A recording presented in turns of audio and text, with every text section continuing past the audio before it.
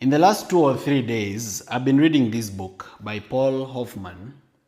This book is about countering the corrupt.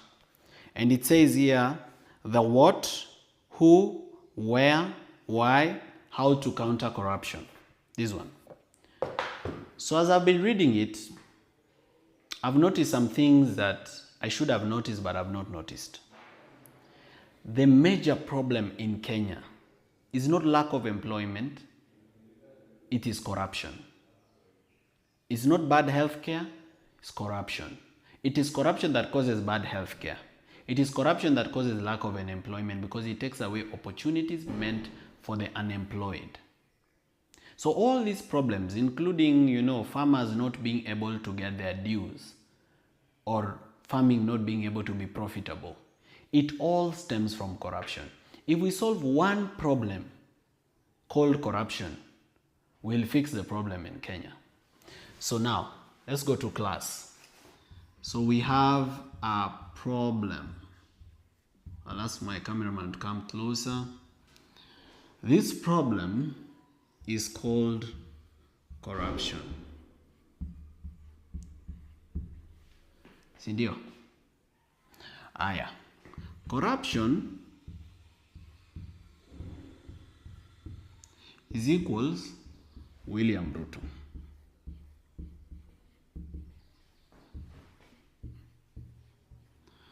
Now, I'm not saying William Ruto is the only corrupt leader in Kenya. Virtually most of our presidents have been corrupt. Ministers in government, PSs, governors, MPs, MCAs. But the father currently of corruption, the papa le président de la S.T.E.A.M, is this guy. This guy called William Ruto. He's the father of corruption currently. Now, if this guy stops being corrupt, Kenya can be fixed. Or if this guy gets out of power, by whatever means, the corruption in Kenya will reduce. There's only one problem about removing this guy. So, now we are talking about removing the problem. The problem is William Ruto. There's only one problem about removing this guy. Removing this guy is dealing with the symptoms of a disease without dealing with the root cause. Ni kama kukunywa painkiller. Because before you remove William Ruto, you have to ask yourself, who put him there? The person who put him there is someone called a voter. Now, if you remove William Ruto without fixing this guy called the voter, you will bring another Ruto called William Ruto. If you remove William Ruto without fixing this guy called the voter, you bring another guy called William Ruto Pro Max. Ukitoa William Ruto bila kufiksi hii shida, you'll have a William Ruto Pro Max. Because we are a democracy, and a democracy is organized according to democratic election. That means a president is elected by the voters. If the president is corrupt, it's because the voters wanted it that way. In fact, the 7 million voters cannot say that what I ordered versus what I received. What they ordered is exactly what they received. So then we've known that the problem is the voter. This voter has many problems. This voter, some of them voted because of tribalism. So there are Kalenjins who voted because Ruto is a Kalenjin. There are Kikuyus who voted because Ruto had a running mate who is a Kikuyu, who is Gachagua. So tribalism is a big problem here. All right? Number 2, about this voter, is the problem of bribery. Kuhongwa. And here we are talking about lessors, We are talking about wheelbarrows. We are talking about cash and other gifts. All right. Now, these are the majority of the voters. Now, William Ruto did not start being corrupt when he won the presidential election. He was corrupt from the beginning. People knew he is corrupt. They knew his role at the ICC, but they still voted for him. So what is wrong with these people who still voted for this guy, expecting the best out of the worst? It means to fix Kenya's problem, we must fix the Kenyans. To fix Kenya's problem, we must fix the Kenyans. Why do I say so? You see, in every corruption scandal, there is a lawyer, there's an accountant, there's a bank teller. All these people know what's going on, but they don't mind because it's benefiting them. Meaning those complaining about corruption are those who have not benefited from it or who are not benefiting from it. Now, these people are the few. The majority are the poor. When you steal 10 billion meant for medical equipment for various hospitals across the country, the people are going to suffer is not William Ruto. It's not his friends. It's not his business partners. It is the poor people kwa ground ndo wataumia. So how do you fix this voter? You fix this voter through civic education.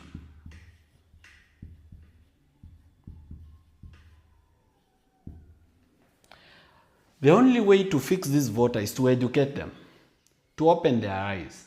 And sometimes some of the things you're telling them are obvious. They are things that they already know, but you just need to tell them again. That is why I'm always focused on civic education more than protests. Umeanza kunielewa sasa?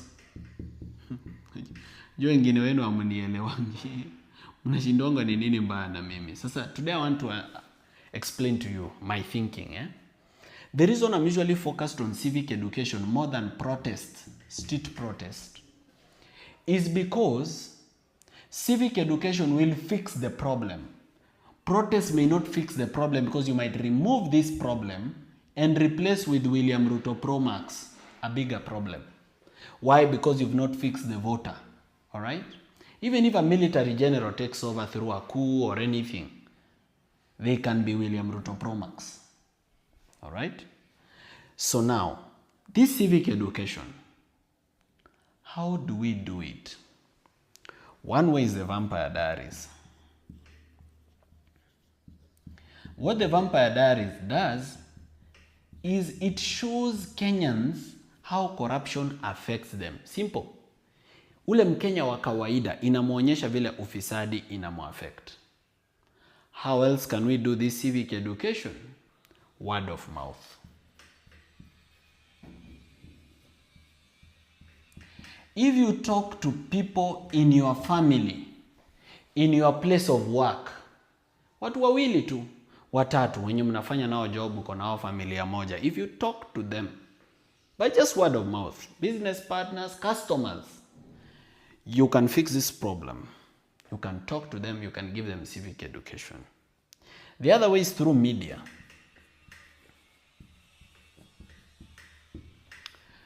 This media has a problem.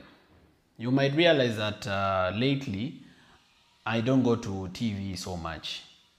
That is because there is a problem here. Media is business. And most of the mainstream media, they have a relationship with this guy. In what sense? The government that this guy leads usually advertises through the media. And the money they pay for advertising is hundreds of millions, if not billions. So if they hit too much on this guy, he will deny them the money for advertising. The other thing is, this mainstream media is regulated by the Communication Authority of Kenya. This Communication Authority of Kenya is controlled by this guy because he's the head of government. All right? Now, these mainstream media, that's why you see them twisting stories. For example, let me give you a very good example. The governor of Narok hired criminals to come and beat us up. These criminals were not the people of Narok and they were not Maasais. And we made it very clear. We just said these are criminals who were hired. The people of Narok had no problem. But when the thing went to media, media twisted it. Media says a group of angry youth attack. They were not even youth. What was the media trying to do? To show that the youth, we are disunited. Why? Because the youth have attacked their fellow youth. Therefore, youth are not united. That's mainstream media. All right? That is why we have other media. Right? So let me wrap here now. So I think hii simshapata hii sasa inaweza futa. All right, class. So we are moving nicely. So we've already identified the problem of mainstream media. So now tunataka tuongelee other media that we can use. One such media is social media. Now the government doesn't have control of social media because it's millions of people tweeting, Facebooking, Instagramming and TikToking at the same time. They're not able to control it unless they shut it down. So what do? Now kwa social media, they've not been able to control Facebook so much or Instagram or TikTok. But they've been able to control one. It's called X. Now what happens in X is that there's a team of about 20 youth. Sometimes they are at Mudavadi Center, sometimes they are at KICC. All these 20 youth, each of them has about 30 X accounts. So in total, these 20 people have 600 X accounts. Now, these people, they use these 600 accounts to spread propaganda and spin the narrative in the favor of what they want. One way they can do it is to discredit people who say the truth. For example, if I say the truth about a particular thing, they mark me. Then they look for something very frivolous or some propaganda. Then they use their 600 accounts to make it trend so that a Kenyan like you will not believe what I'm telling you because they are taking away my credibility so that you don't trust me next time I tell you something. But the other media, they have not been able to control it. So this is social media. Also, we can just call it digital media. Now, there's a lot we can do here because they've only managed to control X, and that's not entirely. It's up to around, they've controlled X up to around 60%. They've been able to deal with it up to 60%. There's so much social media left. There's TikTok, there's FB, there's IG, and there's YouTube, and Snapchat, and many others. How can you use this to cause change in your family or in your community? You can record a video, you can write something about change, you can post a picture about change. If you're a graphic designer, you can design something and post it on media. It will go viral. That's another way you can do civic education. Another way you can do civic education is organized campaign.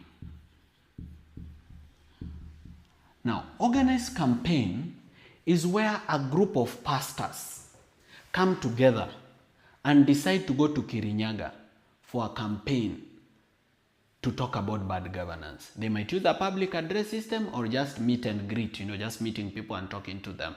The way Jehovah's Witness wanafanyanga. A group of doctors can come together and form a group and go to Kitale to do civic education to the people of Kitale about healthcare or about anything else. A group of lawyers, a group of farmers, a group of university campus students, just a group of people, like-minded people. It doesn't have to be many. Mnaweza kuwa watano, 10, ma roommate, ma beshte, ma workmate. You go and do organized campaign for civic education. And it doesn't have to be through Morara or through an NGO or through the government. You can do this on your own.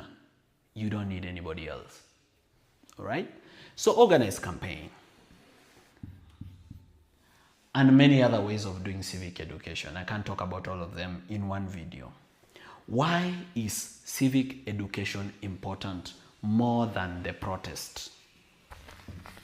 So now, ile swali mmekuwa mkijiuliza ni kwa nini tusiingie street saa hii? Mbona tufanye civic education kwanza ndio tusiingie streets? Let me tell you this. We have two options. One, to wait for 2027 and vote William Ruto out.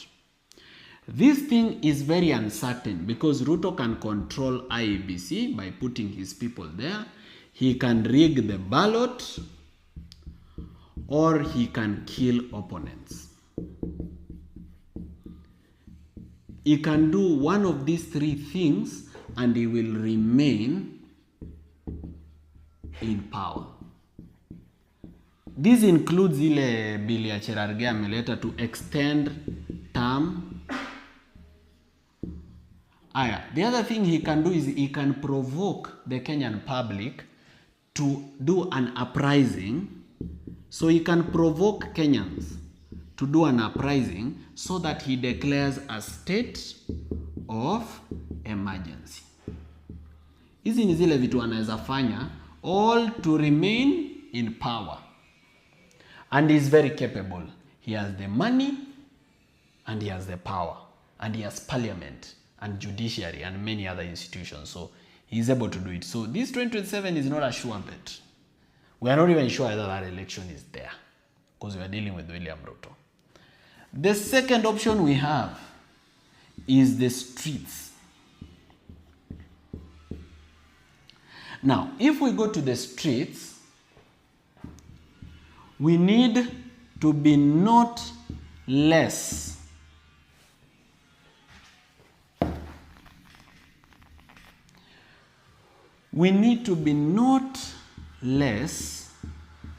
than 1 million people. We need to be more than 1 million people in the streets, and we are not going home until William Ruto leaves.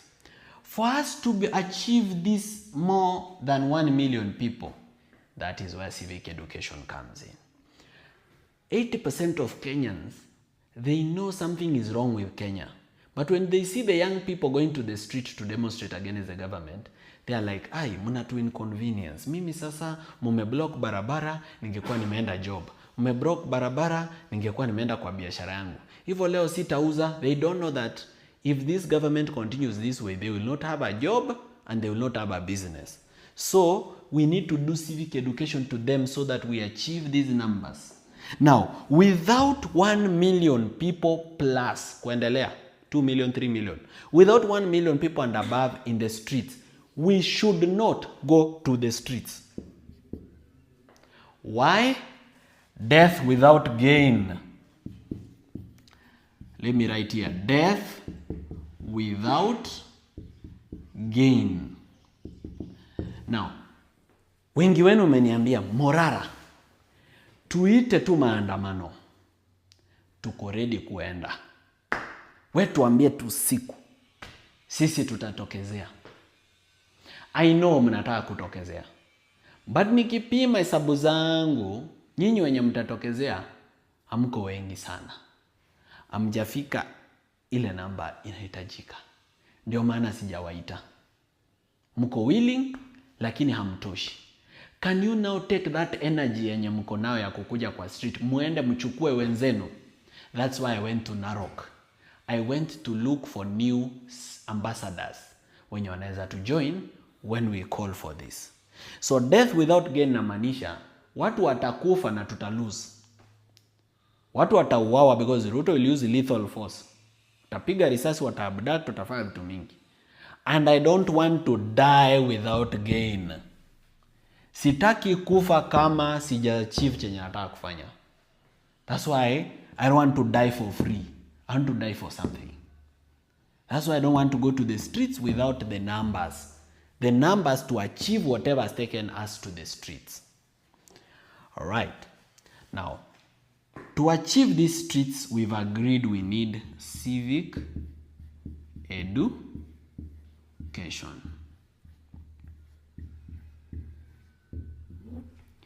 Now, the question I have to you, my fellow Kenyan, today is this.